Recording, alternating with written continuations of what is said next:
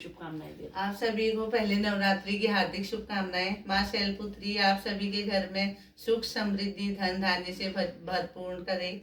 और एक भजन आपको सुनाने जा रहे हैं, अगर अच्छा लगे तो चैनल को लाइक शेयर सब्सक्राइब जरूर कीजिएगा, कमेंट भी कीजिएगा। धन्यवाद।